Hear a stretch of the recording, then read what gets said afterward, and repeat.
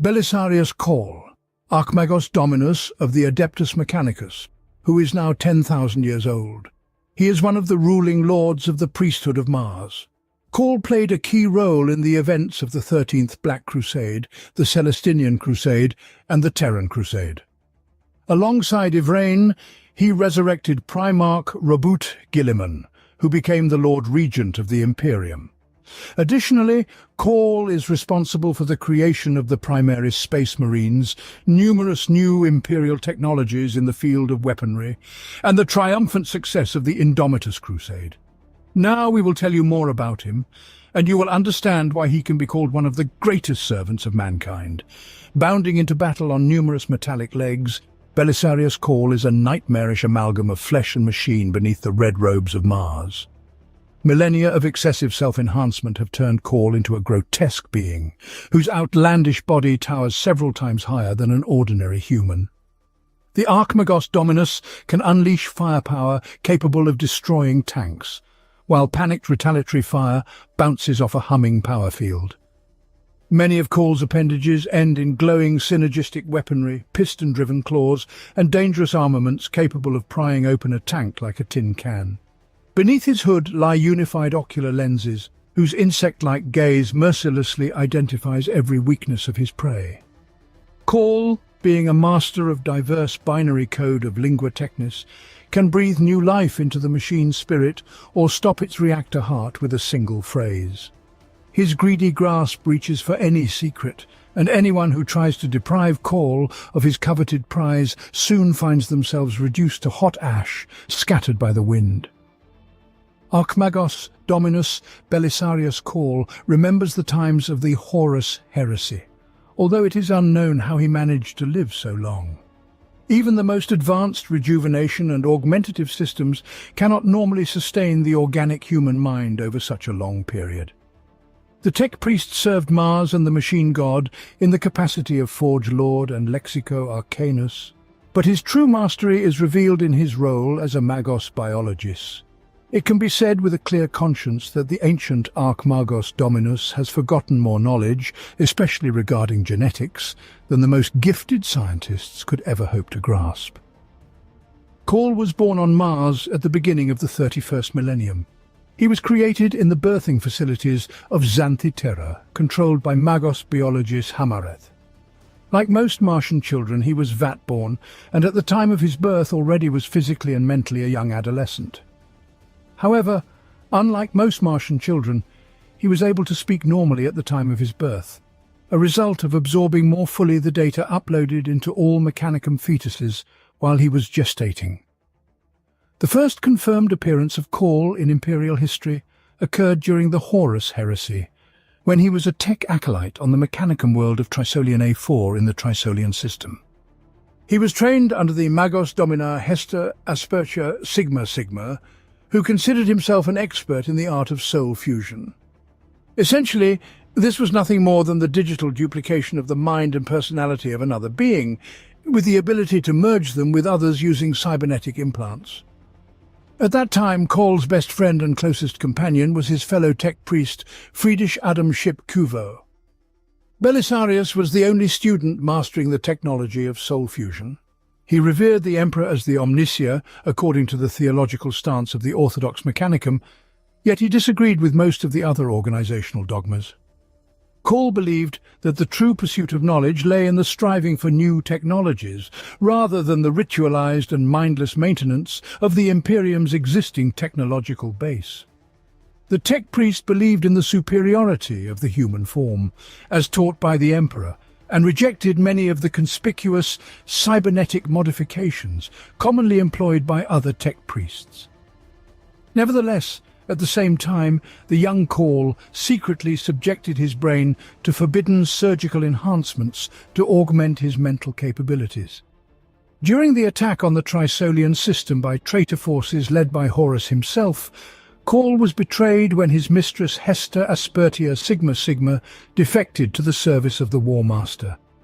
The sight of the chaos-corrupted Primarch filled Belisarius with disgust, but he feigned subservience to the ruinous power's servants to survive.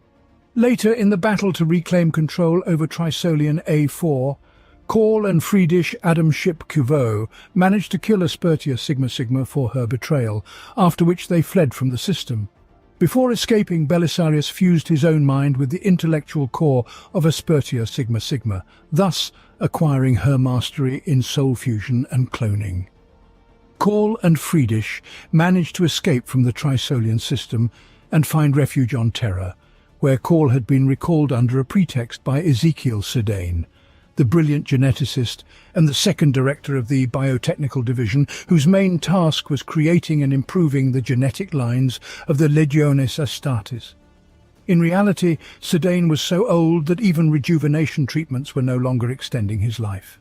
Desperate to achieve immortality so that he could continue his work for the Emperor, Sedaine simply wanted Cawl's knowledge of cloning and soul merging, in the belief that if his psyche was added to Cawl's mind, his personality would re-emerge as the dominant one.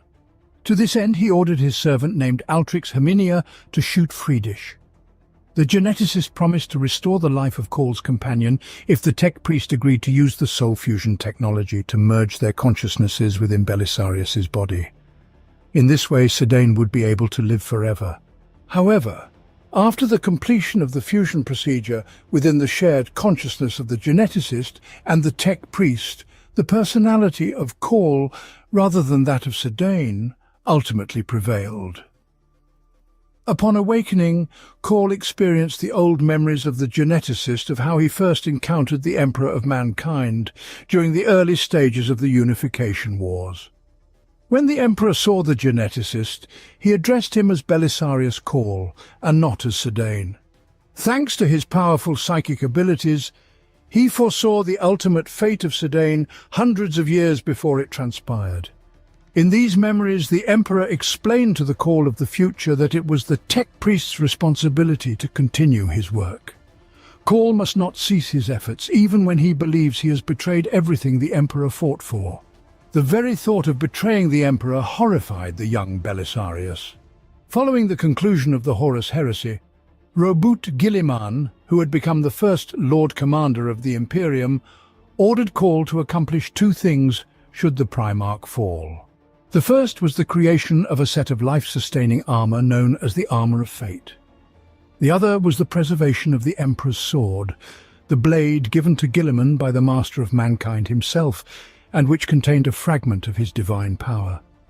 Cawl's expertise in genetics, which he acquired after the soul fusion with merger, alongside the purest genetic material within a device known as the Sang Primus Portum, enabled Cawl to successfully create the Primaris Space Marines and establish the Ultima founding in the year 999 of the 41st millennium.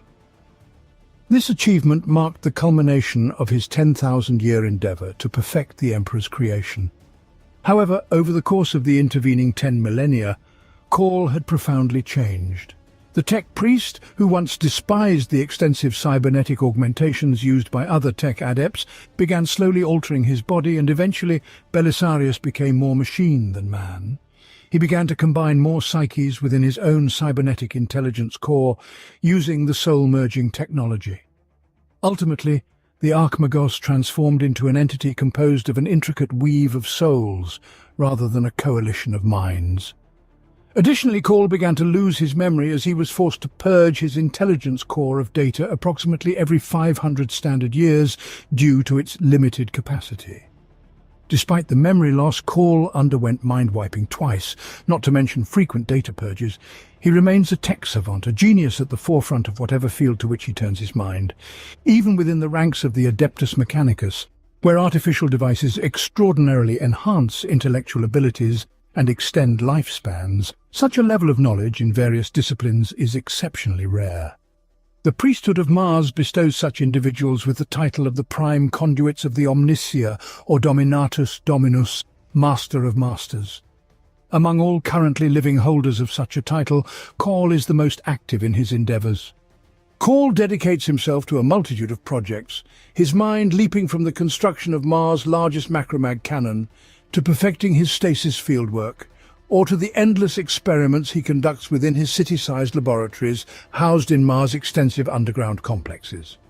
Most of these undertakings are carried out in secret. Belisarius has so many parallel projects that he had to create his own independent minds to monitor them and hide them from the countless enemies. Deep within sealed vaults, countless experiments await the scrutinizing gaze of Cawl's multifaceted servo eyes. Upon reloading some of his stored memories, the ancient tech priest becomes distracted. Thus, it often takes several solar decades for him to recover within his own stasis crypts. Nevertheless, such prolonged periods of inactivity inspire Cawl to once again embark on the quest for knowledge. At such times, Cawl dons the mantle of Archmagos Dominus, gathering about him Skitari legions and maniples of the Legio Cybernetica. Though his home world is Mars, other Forge worlds often lend their forces to Belisarius's command, asking only that he shares with them his accumulated knowledge. On the battlefield, Cawl is a force to be reckoned with, as he fearlessly rushes into the heart of combat. Most of the enemy fire is halted by his force field, but even if an adversary manages to sever a part of Belisarius's mechanized body, reparation capillaries immediately emerge to perform repairs or attack any enemies nearby. The hunched figure of the Archmagos Dominus teems with activity, cogitators calculating fire angles and transmitting orders to warriors. The tech priest himself remains serene even at the center of raging battle, simultaneously assessing threats, predicting enemy attacks and calculating the chances of victory. Belisarius Cawl has developed a dozen new weapons units and revealed dozens of standard template constructs, STC databases. In his quest for knowledge, he has traversed the galaxy, having once even visited the Eye of Terror. Malfunctions, erasures and jumbled bibelots have left vast holes in Cawl's ancient memories, but what remains fills vaulted halls the size of a battle cruiser. There are mountains of information and compiled binary code scripts from hundreds of Xenos races, which the Archmagos had a hand in exterminating, to schematics of parts from extraordinary machines lost since the age of technology. There is nothing like this repository of knowledge, where one can find anything from galactic censuses of the Great Crusade era to research works on communication problems after the formation of the Great Rift. This information cache is so extensive that even after 10,000 years, Cawl cannot recall how much of the recovered data it holds. Even despite his recent great achievement, the successful creation of the Primaris Space Marines and the execution of the Ultima Founding, Archmagos Cawl believed that he was now engaged in even more important experiments. During the 13th Black Crusade, in the year 999 of the 41st millennium, Cawl, who commanded the Arch Mechanicus Iron Revenant and a large Mechanicus fleet, including Skitari warriors and powerful Cataphron battle servitors, directed them to the world of Eriad VI, was guided by the Eldari Harlequin Shadowseer Silandri Veilwalker. This planet had formerly been an Imperial Navy base, abandoned during the Fourth Black Crusade in the 32nd millennium. The Imperials were unaware that Eriad VI was also a Necron tomb world. After battling the Orcs, who were attracted by the prospect of fighting a mighty Mechanicus fleet on a deserted world, Cawl discovered an ancient Necron artifact. He also learned more about the nature of the Cadian pylons that had been originally built by the Necrons to contain breaches from the Immaterium, particularly the Eye of Terror, into real space. Cawl reluctantly followed the enigmatic directions of the Shadowseer, who instructed the Archmagos to proceed to Cadia. The fortress world was already under siege by the vast chaos forces of Abaddon the Despoiler, so Cawl's timely arrival provided much-needed reinforcements to the forces of Lord Castellan Osaka Creed. Equipped with the knowledge imparted from the Eriad VI, Cawl began to study the local Xenopylons. During the Archmagos' research, the Necron overlord Trazyn the Infinite suddenly appeared, deciding to aid humanity in their struggle against their mutual enemy in the warp. Although Belisarius was troubled by the Necron's motives, his fascination with the advanced pylon technology overcame his hostility towards the Xenos, and Cawl agreed to accept Trazyn's assistance. With the Necron's knowledge at his side, Belisarius was able to discern how to use the pylons to cut off a limited area of space and time from the Immaterium. When the ground battle between the forces of the Despoiler and Osaka Creed's defenders reached its zenith, Cawl activated the pylons.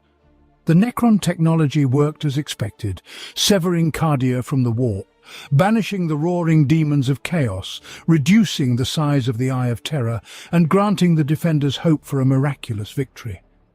Unfortunately, the despoiler was not about to retreat from his long-cherished goal he had pursued for thousands of years. The far-seeing Abaddon utilized the damaged Blackstone fortress of Will of Eternity, whose systems had been previously disabled by the Imperial Fist's Phalanx Star Fort, and hurled it onto the surface of Cardia like an artificial asteroid. With colossal force, the kinetic strike obliterated what remained of the planet's defenses, which were immediately engulfed by the rapidly expanding Eye of Terror. Lord Castellan Creed issued the order for the evacuation from the dying world. The surviving Imperials on Cadia were led by Cawl, St. Celestine, Inquisitor Katarina Greyfax, and Marshal Marius Amalrich of the Black Templars.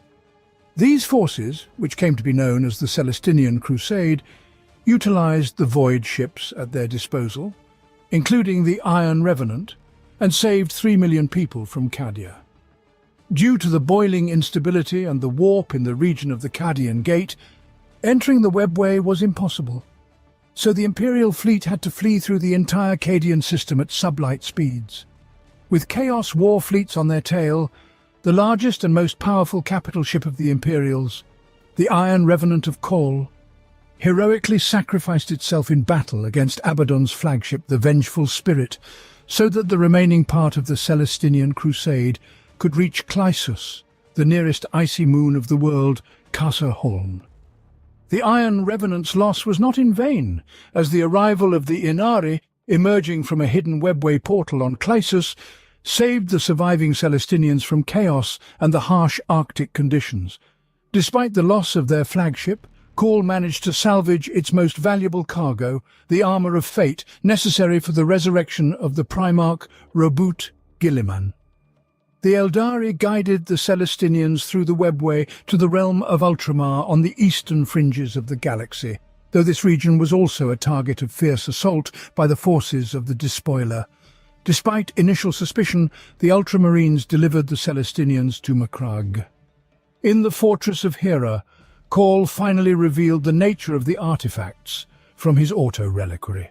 He proclaimed that they were intended to save the Primarch Robut Guilliman from the mortal wound that had trapped him in stasis for 10,000 years.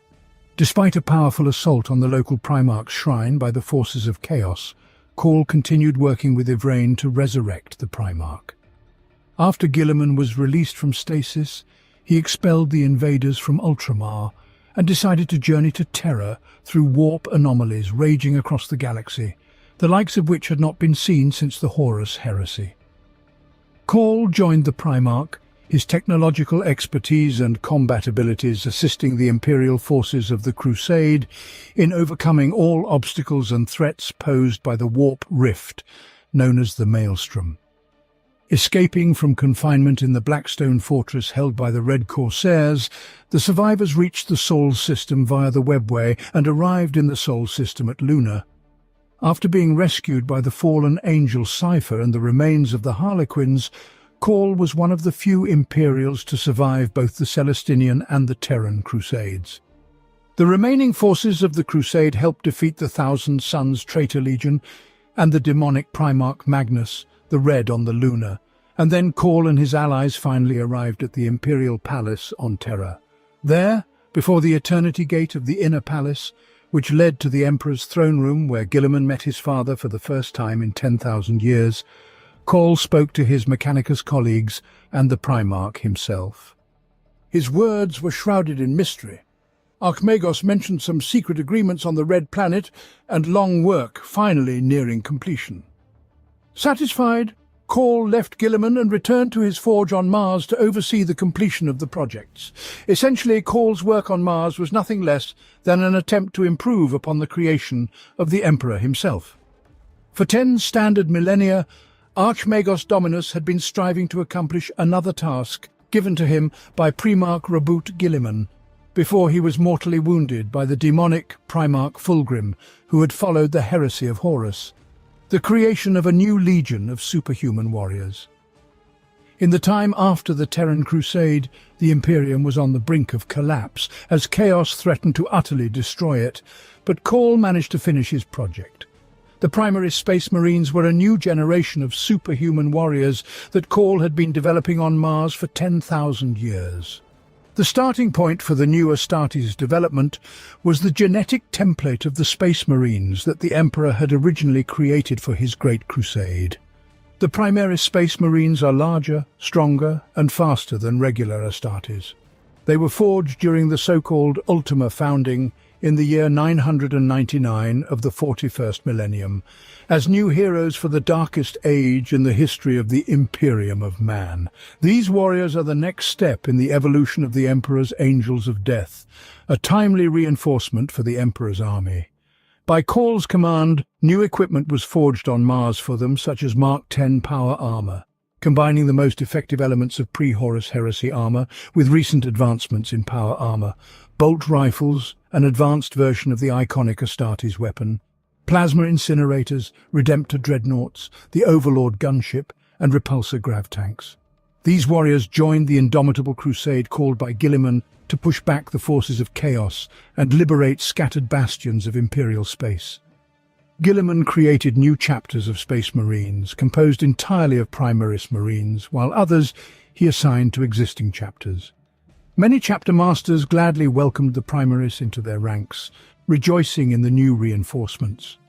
Others, however, view them with suspicion or open hostility, believing that mere mortals should never interfere with the Emperor's work. Though the Primaris differ from their brethren, they also carry the gene seed of the Primarchs, and some, disagreeing with the concerns, speak of how these new warriors will react to the known genetic flaws and defects of certain chapters, such as the Blood Angels and the Space Wolves. The Primaris Space Marines have given the beleaguered Imperium hope, but the future remains a dark and uncertain place.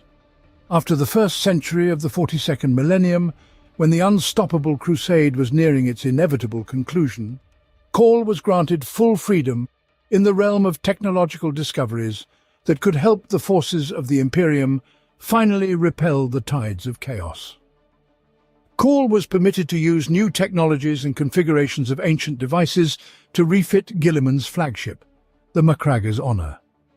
The ancient Archmagos became the sole source of technological innovations for the Imperium throughout the century-long unstoppable crusade, creating several new types of equipment and weaponry to arm the formidable legions of Primaris Space Marines and the original chapters of the firstborn Adeptus Astartes. In the first century of the 42nd millennium, Cawl practically vanished from the galaxy's expanse, focusing on creating and improving the Primaris Space Marines. He sought to convince Guilliman to allow him to use the gene seed of the forbidden genetic lines of the traitor legions, and even the long-lost 2nd and 11th legions. However, the Primarch responded to Cawl with a categorical rejection and ordered the Archmagos to cease further investigation in this direction, although he knew that Belisarius would likely begin working independently with legal lines. Guilliman was no fool, for he knew how greedy the inquisitive members of the Adeptus Mechanicus could be. Once they possessed something, they rarely refrained from using it. In this particular case, the Primarch completely distrusted Cawl. Moreover, Cawl had asked Guilliman several times to make him the Fabricator General of Mars. As the Lord Commander of the Imperium, the Primarch, having assumed the regency, had removed 5 High Lords of Terror and hundreds of lesser High Lords. What difference did it make if he removed one more? But Guilliman asserted that the Imperium did not possess such strong political control over the Red Planet according to the ancient Treaty of Mars. Therefore, even if the Primarch could appoint his own Fabricator General, other tech priests would never accept him. Cawl argued that over the last 10,000 years he had worked in the Primarch's interests, single-handedly comprehending and perfecting the Emperor's work. Belisarius was the only one who became an expert in 100 fields of technology and who was unafraid of new discoveries. The ancient Archmagos considered himself the best candidate to rule Mars. Guilliman contemplated this course of action, But such a decision would have incited open civil war within the Adeptus Mechanicus sub-empire of the Forge Worlds. Many of Cawl's colleagues would not have agreed with such an appointment, especially considering Belisarius's numerous flagrant violations of the cult Mechanicus tenets, prohibited trade with Xenos and the use of forbidden technologies. They would not have welcomed this decision favourably if they had known the whole truth about the Archmagos' actions. In fact, many tech priests despised Belisarius Cawl. Archmagos believed that they were driven by envy, for he possessed far more knowledge than they did. Some would try to destroy Cawl and his creations. By the end of the Indomitus Crusade, a small group of devoted tech priests of the Mechanicus had formed around Belisarius. They are obedient servants of the Archmagos, who readily assist Cawl on his new radical path called the Innovation. However, the violation of the Adeptus Mechanicus dogma has also resulted in many enemies among the traditionalists and conservatives for Cawl. Such growing political resistance began to cause Guilliman concern about his ally, for he knew that Cawl's pursuit of new inventions might lead him down the same path that 10,000 years ago brought the original Dark Mechanicum to damnation. The Primarch knew that Cawl's thirst for progress could eventually become a problem for the Imperium, and Guilliman would then have to deal ruthlessly with his old ally.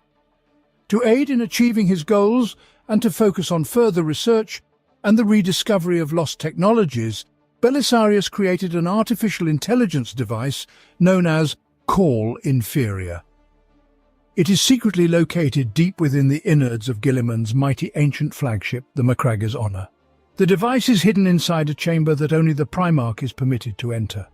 The massive device consists of hundreds of servo skulls, psychic blocks, and parts of evidently Xenos origin.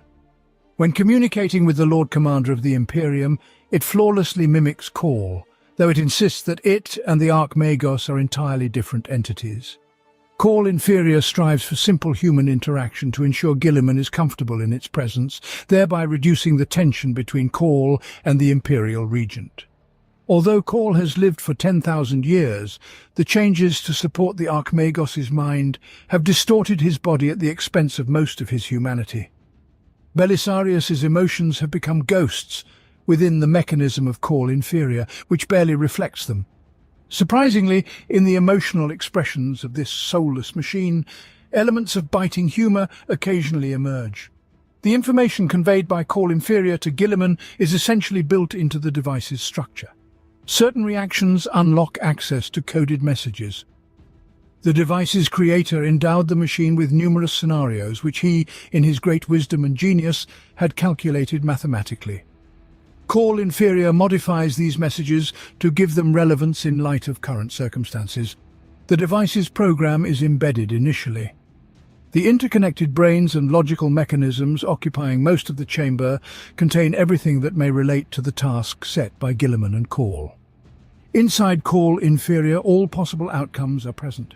Despite all assurances, Guilliman does not fully trust either the device or its creator. Cawl Inferior claimed to be no abominable intelligence that possessed forbidden machine self-awareness and sentience.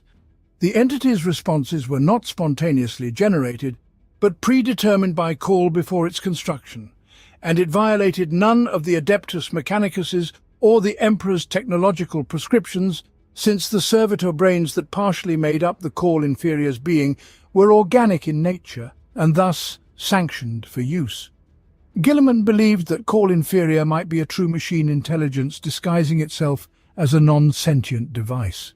The Primarch did not possess the deep technological knowledge of his brothers Perturabo, Vulcan, or Ferrus Manus, but he doubted that the Archmagos had shared the entire truth with him regarding how the mechanisms of the device functioned. Regardless of whether Cawl Inferior could think independently or not, it was still a heretical creation, violating the sacred tenets of the Adeptus Mechanicus, as it represented a mixture of Imperial and Xenos technology, and it evidently possessed psychic elements. Its existence, regardless of the benefits it provided, was yet another sign that Cawl required careful supervision to ensure he did not fall into true heresy. With the formation of the Great Rift across the Imperium, many holdings of the Adeptus Mechanicus, from mining colonies to night worlds and forge worlds, became targets of Necron attacks. The massive influx of chaos energies released by the birth of the Rift triggered anti-warp protocols on every Necron Forge world, and creations that had lain dormant for entire epochs sprang into motion once more. The infamous technomandrites of Magistrak, who had been overthrown by the Necrontyr in the distant past, returned with a fierce thirst for vengeance and a desire to reclaim power over other Necron dynasties. Despite the numerous theories that had been constructed, no one understood the reason for the Necrons' attacks on the Forge World's territories, not even the Archmagos Belisarius Cawl. Panic began to spread among the tech priests, for in addition to the enemies besieging them from without, the chaos wave born from the emergence of the Rift and the Xenos, the Necrons posed an internal threat as well. Both sides sought deposits of the strange material capable of manipulating the warp, Blackstone. It was from this material that the Cadian pylons were made. The Mechanicus had constructed numerous fortresses on deposits of this precious resource, and many strongholds found themselves on Necron tomb worlds during the awakening of their inhabitants from their slumber. Belisarius Cawl sought a way to close the Great Rift and thus dispatched his agents across the galaxy, the armies of Mars and the House Tyrannus, in an attempt to tackle the growing threat. Hundreds of battles had already been fought, and more Forge worlds were being drawn into the conflict, sending aid to their desperate brethren. Even those tech priests, who began to grasp the seriousness of the situation, were reluctant to respond to the call for help from their Imperial allies in the fight against the Necrons, fearing they might be branded as heretics. The birth of the Great Rift, which split the galaxy in two at the dawn of the Indomitus era, reactivated an ancient Necron warp beacon known as the Pharos, located on the world of Sotha in the Ultima Segmentum. This was discovered by the scythes of the Emperor, who continued to guard the ruins of Sotha after the planet was ravaged by the Djinn-Stealer cult infestation and the Hive Fleet Kraken invasion during the Second Tyrannic War. With the support of the Ultramarines and the original scythes of the Emperor, Archmagos Dominus Belisarius Cawl led an expedition to Sotha to study and possibly utilize the Pharos' technology to close the Great Rift and defeat chaos. The expedition was attacked by Djinn-Stealer cultists who had infiltrated the ranks of the scythes of the Emperor's servants. Ultimately, all remaining original Space Marines of the Chapter and Chapter Master Thracius perished in battle with the Djinn-Stealer Patriarch, whose cult summoned the Hive Fleet Kraken that had destroyed Sotha in the Second Tyrannic War. Upon reaching the Pharos, Cawl discovered that the power source of the ancient beacon was a shard of the C'tan Zahulash the Potentate. He forged a deal with the alien star god. Zahulash agreed to destroy the device by extracting its heart through the creation of a devastating miniature singularity. In return, Cawl was to free the C'tan shard from the restraints of the Necrodermis and create a portal so that the star god could finally leave Sotha. Cawl appeared to agree, but it was a ruse, as he ultimately teleported Zahulash to a distant region of the galaxy where the C'tan shard was surrounded by hostile Necron tomb worlds. Zahulash vowed vengeance against Cawl for his betrayal. The Archmagos managed to escape Sotha and gathered a vast amount of data obtained through the study of the Pharos' heart, including the locations of other similar devices and large deposits of Blackstone across the galaxy.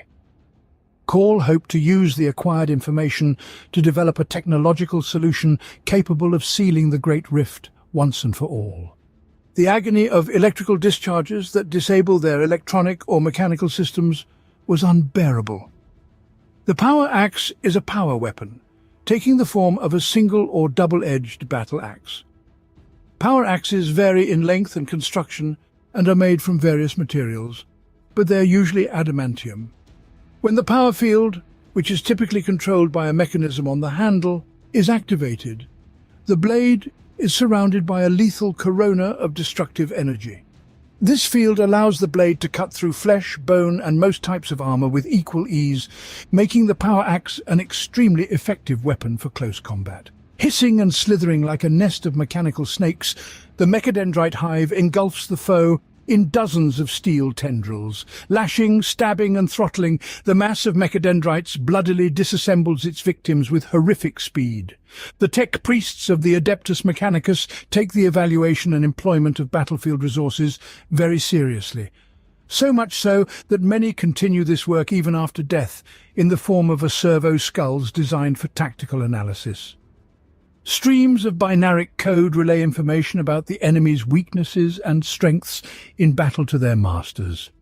Considered essential by many lesser tech priests, the refractor field distorts the image of the wearer with a shimmering cloak of gravitic energy.